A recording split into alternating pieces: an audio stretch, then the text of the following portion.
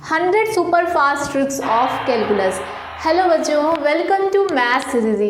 कुछ दिन पहले मैंने आपको बताया था कि हम बहुत जल्दी कैलकुलस की फास्ट ट्रिक्स की सीरीज स्टार्ट करने वाले हैं। 100 super fast tricks of calculus, how to save your time during competitive exams. तो उसी सीरीज को आगे बढ़ाते हुए चलिए आज हम लोग कैलकुलस यानी डिफरेंशिएशन की पहली ट्रिक डिस्कस करते हैं। जब भी हम कॉम्पिटिटिव एग्जाम में कोई क्वेश्चन सॉल्व करते हैं 1 घंटे में 100 सवाल, ऑब्वियसली कुछ क्वेश्चंस ऐसे होंगे जो डायरेक्ट किसी ट्रिक या किसी पैटर्न के होते हैं, कुछ क्वेश्चंस डायरेक्ट पैटर्न के होते हैं।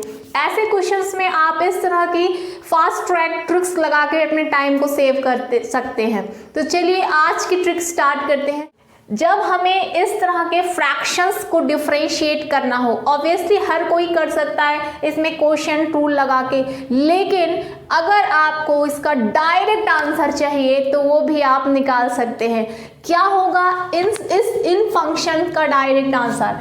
इसका डिफरेंशिएशन है without any calculation, without differentiation इसका डायरेक्ट आंसर आप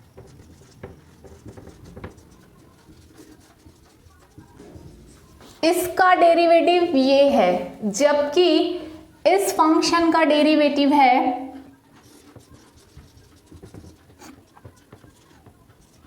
जब इसका डेरिवेटिव है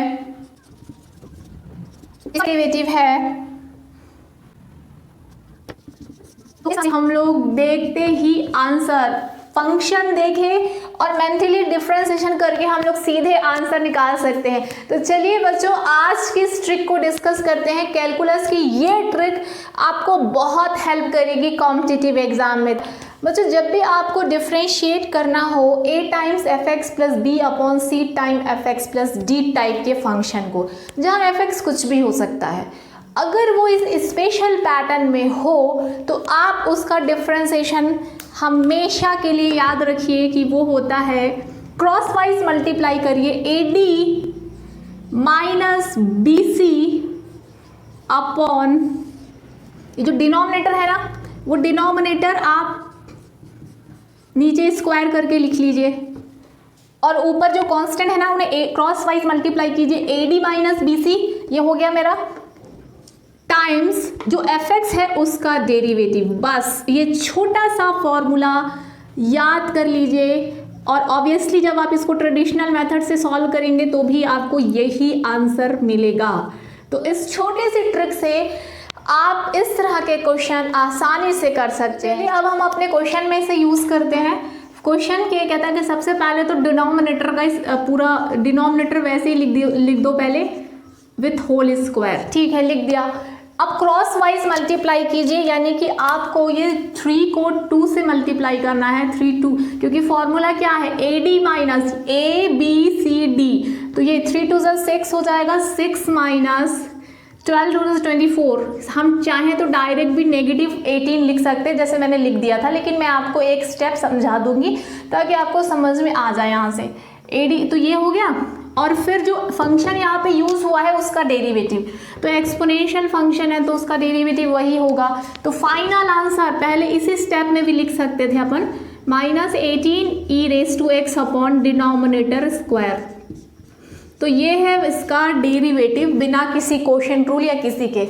इस क्वेश्चन में आते हैं, ये देखिए यहाँ पे भी आप वही करिए, डिनोमिनेटर स्क्वायर तो 4 cos x plus 1 whole square and A D minus B C कर दो, हम अपन लोग डायरेक्ट लिख लेते हैं। 3 1 3, 3 माइनस 5 4 20, 3 माइनस 20 कितना होगा, माइनस 17 होगा, ठीक है। और cos x का डेरिवेटिव होता है माइनस साइन x, तो ये मैंने यहाँ पे लिख लिया डायरेक्ट आंसर। इस क्वेश्चन में आते हैं, यहाँ पे हम लोग देख सकते हैं कि फंक्शन हमने log x मैंने लिया है, तो this would be 5 log x plus 2 whole square and your A D minus B C, यानी कि 8 minus 15, 8 minus 15 is minus 7 and what is derivative of log x 1 by X, तो अब ये यहाँ पे लिख लेते हैं। और इसी तरह से इसमें 15 माइनस 16 माइनस 1 और 10x फंक्शन है तो 10x का डेरिवेटिव हो जाएगा sec square x. Upon 2 10x plus 5, denominator तो वैसे ही रहने वाला है इस होल स्क्वायर बस।